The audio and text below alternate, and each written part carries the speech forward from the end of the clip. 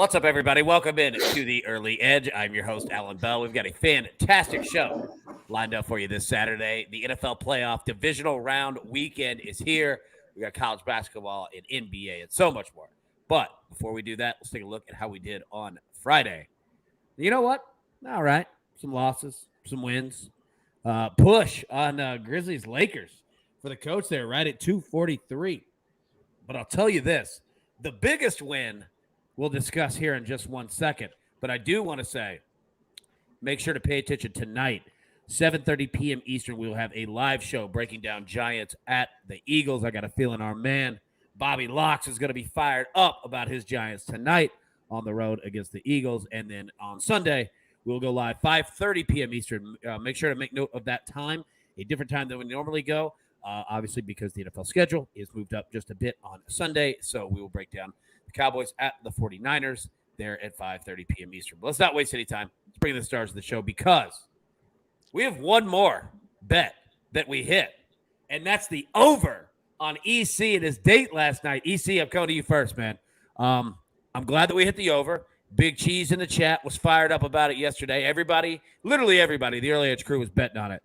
That it hit the over, and it did. So good to see you, buddy. How we doing? Yeah, thanks, AB. Did hit the over last night. It flew over. We had a nice time, but we'll see what happens. And if there's a date number 2, we'll go from there. All right. You know what? We'll bet on that when the time comes. When the lines open, we'll hit it on that one. Speculator, how we doing, buddy? We're doing great. I'm excited for the football today and, of course, my Niners tomorrow. It's going to be a little more stressful than last weekend, but I'm here for it. Yep, I'm fired up for it, man. Speaking of that, Bobby Locks, our man, his Giants playing tonight on the road at the Eagles. How we feeling about it, dude? Feeling good. We're feeling a little bit nervous, but we got a lot of good college basketball today as well. I got the same shirt on as last Saturday because I'm superstitious like that with my Giants. So let's have a day. Yeah, you know what? I feel you, but, you got to be. Whatever works, works. Hey, and I'll give you credit. You did last week say, you're like, dude, don't even worry about the Giants with the points, dude. Money line. That's how the Giants get down. And you were right. Well, maybe if you let me say something at the end, maybe there might be a little something like that again. Oh, don't you fret, my friend. There's going to be plenty of time for you to get down on that Giants play. Micah Roberts, looking sharp as always, sir. And it looks, again, heavenly behind you, my man. How we doing? Oh, it's so cold. It's like 52. I need to get a sweater on. 2 number 1 seeds go today. The question is rest or rust? And we'll talk about that a little bit. Yep, you're right, man. You're right. You're absolutely right on that.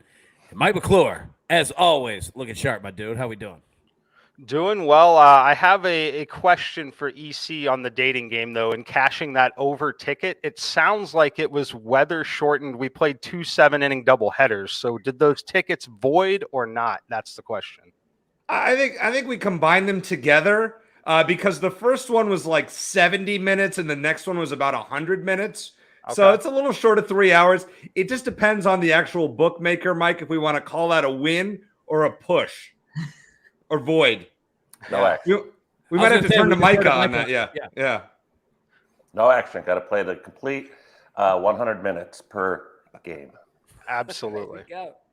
Spoken for the king, man. There we go. All right. Let's get into our storylines that affect the betting lines for today. And, Mike, I'm going to stay with you, man.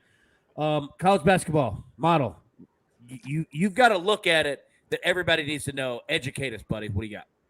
Yeah, mostly I just get a lot of questions about it. It is on SportsLine. If you go to my Twitter account, you will find the link to it. The reason why it's frustrating for many people is because you're looking for a new article every day. It is not a new article. I keep the same article every single day. The link will never change. The reason I do that is so you can scroll through and see the results for every single day of the season here. But want to highlight on the college basketball front, we're betting totals exclusively. We're not betting any sides in college basketball. Looking for spots where the simulation has an edge of 5 points or more on a total. These are absolutely on fire right now. We are 81-50-2. There is a huge slate today. We have 26 plays today. We had 16 plays the other day, went 11-5 on those. Last week when we had 33 plays, 19, 13, and 1.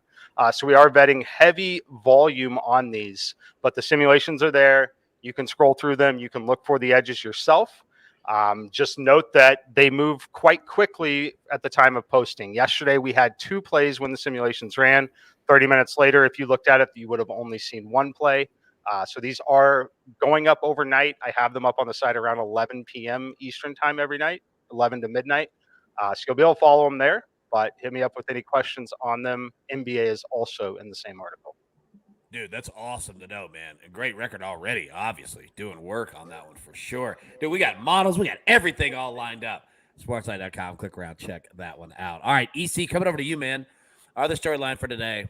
Dude, we got a big one in college basketball. UCLA and Arizona, and you're going to be at the game, right? Yeah, as soon as this show ends, AB, I'm driving down to Tucson, about a 2-hour drive south to go to McHale Center. Sold out, white out. That's why I'm rocking the white today. Now, I don't like – that's right. I love it. Mike's model is picking UCLA in this game, which makes me a little upset, Mike. Now, I know you're a total guy, and by the way, your model is on fire. I like to verify when I go through my totals the night before and just check. We've had a lot of similarities, and your model is great, so I appreciate that. But I do not like that you have UCLA. U of A 29-1 in their last 30 at home, lost to Washington State the other week, which is kind of a disappointment. They are now. Last night I got the game as a pick 'em, which I'll pick later in the show. Now I think Arizona's a 1.5-point favorite. Still confident. I love it, man. What time's that game tip? Game is at 2 Eastern. So I have some wiggle room. It's 11 a.m. in Nashville time. I have some wiggle room to get down, but it's gonna be a little tight fit. Got to go for got to get some lunch beforehand, and then it's gonna be a rocking atmosphere. Yeah, it really is. All right, you know what? And I'll tell you what, we're going to be efficient on the show so that we can get you on the road, ready to go. We don't need you speeding. We've got many more dates that we need to bet overs on. So we know what? We need you safe and healthy. All right, let's get into our best bets for today. But before we do, let's take a quick break and hear from one of our partners. Sunday.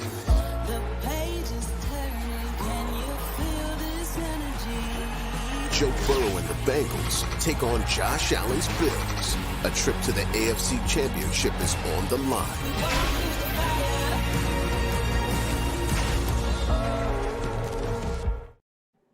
Dude, that game is going to be awesome. I cannot wait to watch that one for sure. All right, Bobby Locks, coming over to you first, man. You got one play, college basketball. We're going to talk NFL with you here in just a minute, but I want to get college basketball first up. So break it down. You go to the Big Ten. What do you got? Yeah, as a Penn State alumni, this kind of hurts me to do this, but I'm taking Ohio State -3. Ohio State is on a 5-game losing streak. They welcome the Hawkeyes from Iowa in, who are on a 4-game win streak. However, Ohio State is significantly better at home. They're holding opponents to less than 60 points a game. They're shooting 40% from 3, and they're shooting it effectively from the floor at 56%. Iowa will want to push the pace. They want Ohio State to play at their game. However, it's a lot easier for the home team to control the pace. It's probably going to be a rocking atmosphere. Ohio State is in desperate need of a win. I expect a big game out of Zed Key down low. They have the rebounding edge as well. And I think defensively they can contain Chris Murray, who is probably Iowa's biggest offensive threat. So I think the defense should get up for this one. Again, pains me to do it as a Penn State alum. Ohio State lay the points. There we go. All right, EC, my man, coming over to you. 3 plays today, across the board. Break it down. What you got, man? All right, let's start, AB. Let's go to the one we just discussed. Arizona money line, -110 is what I got it at last night. I think it's around -125 this morning. They're not losing this game to UCLA. I know the Bruins have won 14 in a row, but none of those teams that they've beaten are currently ranked. Arizona beat UCLA by 10 at home last year and by 8 in the Pac-12 championship game. And as I said, 29-1 in their last 30 at home. One loss was to Washington State a couple weeks ago. That was a blip on the radar. Arizona looked back on Thursday. Should play very well today. Is it a homer pick? Probably. Don't care. Wildcats are winning this game. I'm just telling you that right now. Now, I want to stick with my college basketball totals. We've had some good luck on that on early edge in 5. I'm going with the Texas A&M Kentucky over 136. Kentucky's averaging 82 points a game at home. A&M in 4 road games averaging 80 on the road, and Kentucky 7-4 to the over at home. This one feels like a game that's going to be played in the mid-140s. And I'm going to go with Bobby Locke's New York Giants tonight, +7.5 at Philadelphia. You can get that anywhere from minus 108 to minus 110, maybe minus 115 in some places. But here's the stat that sold me. Danny Dimes, 17-5 against the spread as a road underdog. And by the way, doesn't this game feel like the 49ers against the Packers last year? Number 6 seed going into the 1 seed Saturday night.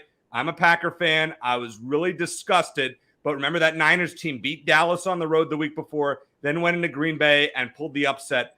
I wouldn't be shocked if the Eagles peaked too early and ended up losing this game. Ooh, okay. All right, I see you working there. Now, sticking with the NFL, Mike, I'm coming over to you. You got a teaser play that when the pick came through and I read it seems awesome. Like, I'm putting this thing in myself. I love it. Break this teaser down. What do you got? Yeah, we're going to go ahead and take the Jaguars up 9.5 spread, real high. Take 7 points onto that. And we're also going to take the Giants and add 7 onto that. That's 8 now. So we're going to take 15 on that. 2 touchdowns on both dogs here. And the dogs are on a roll right now. This is kind of the reverse. The number 1 seed's usually the team that comes in, all fired up and ready to go. But on both instances, the Chiefs do not cover the number, just 2-7-1 against the spread in their last 10. And one of them, the push, was against the Jaguars. And here's the question I have. So back in week 10, this spread was 10, right? This was Chiefs 10. We know so much more about the Jags now. We know the offense is good, ATN, and the passing game, and Trevor Lawrence is just so resilient. We know so much more about them now, but the spread is 9.5. I mean, that's a half-point difference from week 10. Chiefs' stature still there. They don't cover a lot, but the Jags just feel really slighted here to me. Like the spread should be closer to like a 7.5 or something, maybe a 7, just because of the Chiefs not covering here. The momentum is a big deal for me. I think the Giants, they got 5 straight covers. The Eagles, 4 straight no covers. Hurts, is he good? Is he hurt? Is he bad? He didn't look that great in the time we saw him in his last game. 3 interceptions, no touchdowns in his last 2 games. I just think it's a dead spot, and I don't know that the Eagles can flip that switch and say we are now that team that dominated the Giants the last time they covered a game. And I don't think they can just flip the switch like that. So I'm skeptical of them, and I love what they've done with the Daniel Jones. He has been amazing running the ball. That's 11 men on 11 men now. You don't have that quarterback out there sitting back there waiting. 11 on 11, you got to count for him. And so that takes away something from the Eagles. And the last 2 games, he's been amazing. 91 rushing yards his last game in the regular season, and then 72 yards last week. Just absolutely phenomenal. He is a mini Josh Allen. That's how he runs, and this is the game. This is 14-4 against the spread this season. It's been a slow build with the new coach on the Giants, but it's for this moment here, and they're at their highest peak of the season. And I can't say that about the Eagles. And the Chiefs, I mean, they're -3 turnover margin, and they're still winning the games. That's why they're not covering as much, but the spread's still high. So I think on a teaser, you cross over 10, 11, 13, and 14. I think that's pretty good value. I prefer to do it in the touchdown stage there, but with the spread so high in the playoffs and then the momentum from both teams, Jaguars have run 6 in a row, kind of been in the playoffs in a gauntlet for the last 6 weeks, and they've excelled and won and carried themselves to the playoffs. I think it's resilient, and I don't think it ends. I mean, one of these teams I think is going to lose. Giants probably the best chance, plus 320, but I wouldn't count out the Jaguars here. I think they're going to play well here, plus 425 on the money line. Teaser, that's kind of the safe way out, but I think one of these teams are going to win tonight. Yeah, you know, I'll say this, man. Like when you sent it over and I looked at it, you know, I was already kind of feeling the under a little bit in that game because the Chiefs could go on long sustained drives. The Jaguars can absolutely go on long sustained drives, churn a ton of clock, and maybe only get 3 points out of it, get 7 points out of it, whatever. But I think that this game, I think it's going to skew a lot to that. So the fact that you're getting double digits, obviously, Yes. you know, on both, man, solid. I really do like it. All right, speculator, coming over to you, my dude. You've got, what do you got here? 2 plays. Oh, 2 plays. I almost said 2 Christian plays like it was church. You know what I mean? But they are 2 plays on dudes named Christian. So I'll get out of your way, man. What do you got? Yeah, we got a double Christian prop over here. And That's much better said. Yeah. we got Christian Kirk first at over 5.5 receptions plus 104. Our Sportsline AI's got Christian Kirk with 6.1 reception. His season high in targets and receptions in the regular season was against the Chiefs, where he had 12 targets and 9 reception. This is more of a bet that the Jaguars are going to get down early and they're going to have to pass a bunch more. The books agree with that approach, as Trevor Lawrence's completion line is 23.5. That is the third most after Mahomes and Burrow. So they also think that he's going to have to drop back and pass the ball a lot. And even with that, Christian Kirk's receptions line isn't inflated too much with that in mind. So that's why I'm on over Christian Kirk over 5.5 receptions. And the second one, I got to go with my Niners on this one. So Christian McCaffrey over 64.5 rushing yards at minus 114. Sportsline AI's got Christian McCaffrey rushing for 69.2 yards. McCaffrey has gone over this current line of 64.5 5 out of the last 7 games. And believe it or not, Dallas's run defense is not as good as you think it is. Of the teams remaining, the only 2 teams that allowed more rushing yards this season was the Bengals and the Giants. They ranked 22nd in the league in rushing yards, and they have a great pass rush. But the way to nullify that is simply run the ball. So that's why I'm on Christian McCaffrey over 64.5 rushing yards tomorrow. There we go, man. I love it. Now, last, but obviously, certainly not least, our man M Squared. One play, college basketball. Break it down, my dude. What you got? Yes, one play for the show, AB. You can get several more if you look through the article here. But we're going Conference USA, Middle Tennessee State, Louisiana Tech. We're going over 137.5. You can shop around. You might find 136.5 at one book. It's 138 at another. But I like this number here. I make this one all the way up to 145. I see a 75-71 type of game. These are teams that trend to the over pretty heavily in certain situations. This is definitely one of them. So what we have here are 2 teams that do not really crack the top 150 in terms of defensive efficiency. They're quite similar in terms of the pace of play. The home team, Louisiana Tech, likes to play with a little bit more pace. I believe, as EC mentioned earlier, it is a little easier to dictate the pace of the game when you are the home team, have a little bit of the crowd advantage here.